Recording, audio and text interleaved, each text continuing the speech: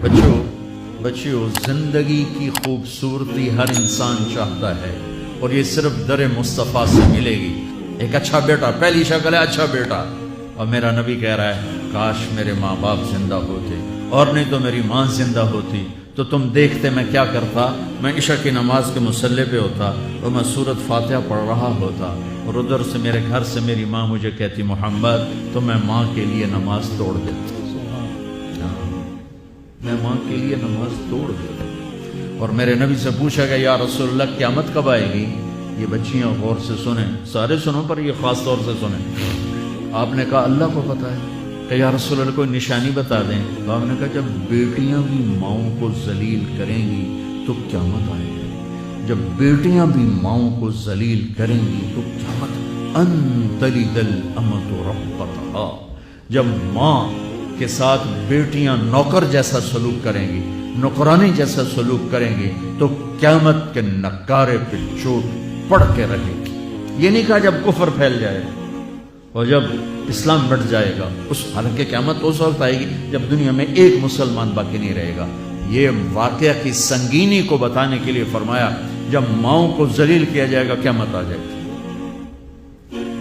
میرے نبی نے فرمایا عمر تیرے دور میں ایک شخص آئے گا اویس, اس کا قبیلہ ہوگا مراد, آگے سب کاسٹ ہوگی قرن.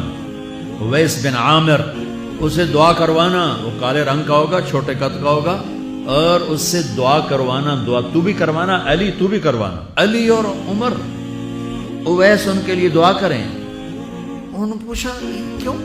کہ اس نے ماں کی خدمت کر کے اللہ کو اتنا راضی کر دیا ہے جب وہ ہاتھ اٹھاتا اللہ خالی نہیں لوٹاتا.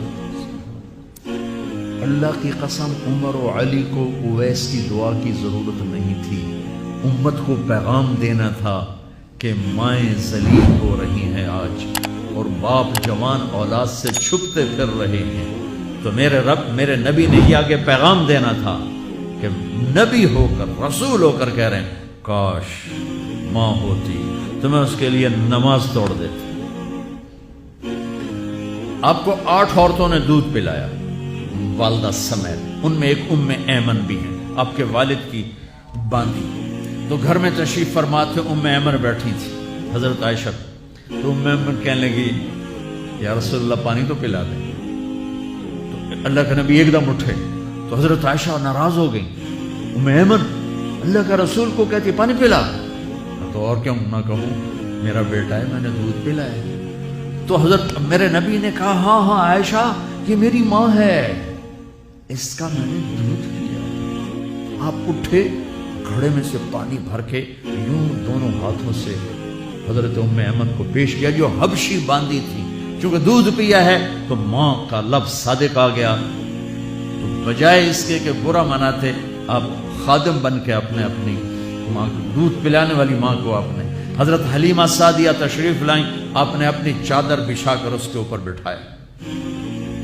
ہمیں پیغام دینا تھا, آنے والے زمانوں میں یہ ہونا تھا.